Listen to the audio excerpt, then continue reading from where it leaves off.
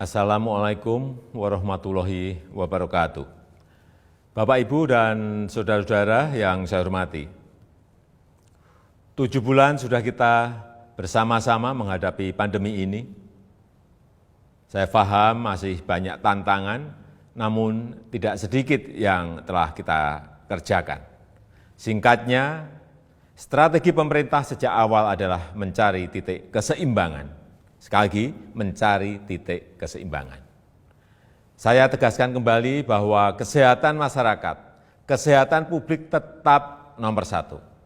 Tetap yang harus diutamakan. Inilah prioritas, tetapi memprioritaskan kesehatan bukan berarti mengorbankan ekonomi. Karena jika kita mengorbankan ekonomi, itu sama saja dengan mengorbankan kehidupan puluhan juta orang. Ini bukan opsi yang bisa kita ambil.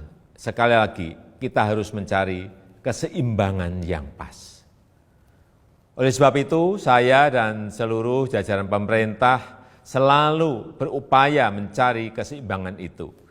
Tidak perlu sok-sokan akan melockdown provinsi, melockdown kota, atau melockdown kabupaten. Karena akan mengorbankan kehidupan masyarakat. Tapi kita tetap serius mencegah penyebaran wabah supaya tidak meluas. Hasilnya bagaimana? Ini yang terpenting. Mari kita menilai berdasarkan fakta dan data dan bukan berdasarkan kira-kira. Saya bisa mengatakan penanganan COVID-19 di Indonesia tidak buruk, bahkan cukup baik. Maka saya hanya bicara fakta. Dalam jumlah kasus dan jumlah kematian, Indonesia jauh lebih baik ketimbang negara-negara lain dengan jumlah penduduk yang besar. Sebaiknya kalau membandingkan, ya seperti itu. Kalau Indonesia dibandingkan dengan negara-negara kecil yang penduduknya sedikit, tentu perbandingan seperti itu tidak bisa menggambarkan keadaan yang sebenarnya.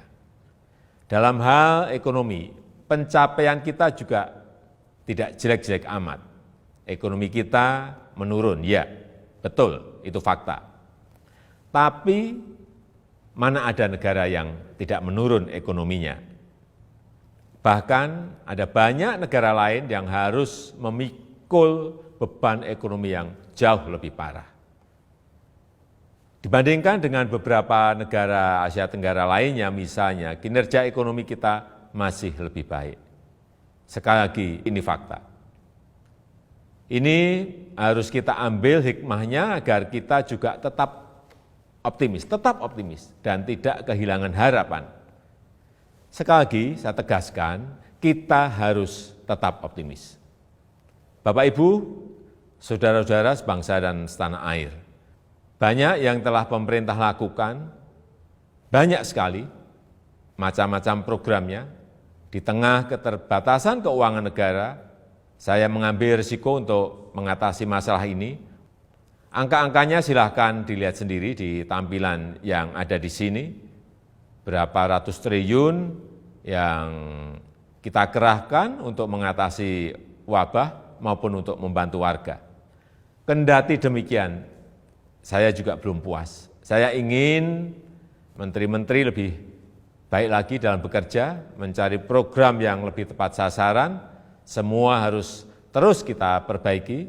Masih banyak kerja keras yang perlu kita kerjakan.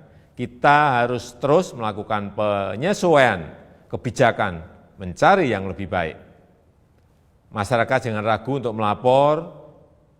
Menteri Dalam Negeri telah saya perintahkan untuk terus mendorong pemerintah daerah membuka keran-keran aduan atau masukan untuk perbaikan kebijakan ke depan. Setelah 7 bulan, banyak yang bisa kita pelajari dari wabah ini. Misalnya, pembatasan sosial. Saya kira harus kita sesuaikan. Untuk itu saya menekankan pentingnya pembatasan sosial skala mikro atau mini lockdown. Kita buat lebih terarah, spesifik, fokus, tajam untuk mengatasi masalah COVID, tapi tidak membunuh ekonomi dan kehidupan masyarakat. Ini yang harus kita lakukan. Penyesuaian kebijakan itu jangan dianggap pemerintah mencela-mencela. COVID ini masalah baru. Seluruh dunia juga sama, belum ada negara yang berani mengklaim sudah menemukan solusi yang terbaik. Tiap negara juga berbeda-beda masalahnya, berbeda cara dalam menanganinya. Jadi kita pun harus terus menyesuaikan diri, mencari cara terbaik yang paling cocok dengan situasi kita. Sekali lagi, pencapaian kita sejauh ini tidak buruk. Angka-angkanya jelas, tapi jangan membuat kita terlena. Kita harus waspada, kita harus tetap bekerja keras. Wabah ini jangan diremehkan, ini realita. Tapi jangan membuat kita pesimistis. 7 bulan ini Indonesia membuktikan mampu mengatasi masalah. Belum sempurna, ya, tapi bisa kita perbaiki bersama-sama. Mengatasi pandemi ini memang sulit, memerlukan kerja keras bersama, dan saya yakin kita akan dapat melakukannya. Yang penting, dalam situasi seperti ini, jangan ada yang berpolemik, dan jangan ada yang membuat kegaduhan-kegaduhan. Bapak, Ibu, dan saudara-saudara sebangsa dan setanah air, tentunya apresiasi saya sampaikan kepada dokter, perawat, tenaga medis, TNI, Polri, ASN, dan juga para relawan. Namun, tidak kalah pentingnya adalah peran serta masyarakat untuk berubah, menyesuaikan diri, menaati protokol kesehatan. Lakukan dengan disiplin 3M, memakai masker, menjaga jarak, mencuci tangan. Tetap optimis mengatasi masalah. Saya percaya jika kita saling melindungi, saling membantu, saling mengingatkan satu sama lain, kita akan mampu melalui masa-masa sulit ini. Semoga Allah SWT, Tuhan yang Maha Kuasa, meridhoi dan memberkati segala upaya yang telah dan akan kita lakukan bersama-sama sehingga dapat keluar dari krisis ini. Terima kasih. Wassalamualaikum warahmatullahi wabarakatuh.